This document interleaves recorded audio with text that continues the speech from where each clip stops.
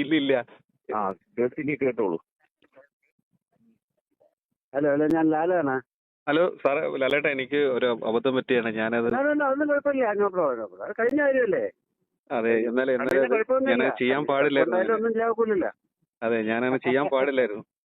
അല്ല, അതിപ്പോ എനിക്ക് ഇത് എന്തറിയോ, നമ്മളെ ഒരു 5 മണിക്കോ അല്ലെ 6 മണിക്കോ ഒരു പോസ്റ്റ് ഇടുന്ന പറയുന്നു, നമ്മൾ ഇട്ടോളാൻ പറയുന്നു.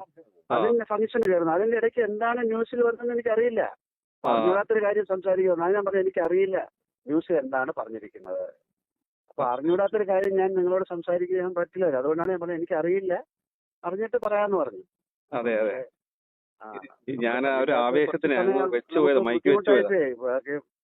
അപ്പൊ അതായത് പിടികെട്ട് കൊള്ളാവുന്ന തങ്ങിക്കൊണ്ടു, വേറെ കുഴപ്പമൊന്നുമില്ല.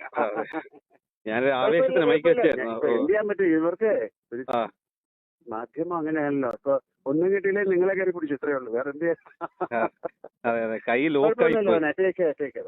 ഓക്കെ, ഞാൻ പക്ഷെ നോക്കി വെച്ചിട്ടുണ്ട്.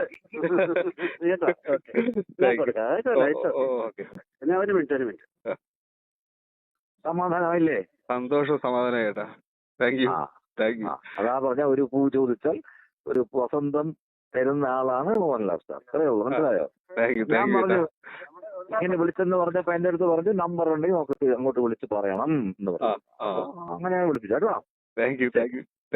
ഓക്കെ, വിളിച്ച് നിങ്ങളെ മാനേജ്മെന്റിന്റെ അടുത്തും മറ്റുള്ള പത്രക്കാരുടെ അടുത്തും ഒക്കെ വിളിച്ച് പറയണം, ഇതാണ് മോഹൻലാൽ എന്ന് പറയുന്ന ഒരാൾ.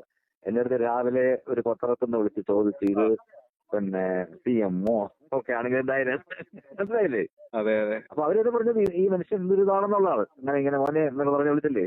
അതെ അതെ. ഓക്കെ, താങ്ക് യു ചേട്ടാ. Thank you sir. ഓക്കെ.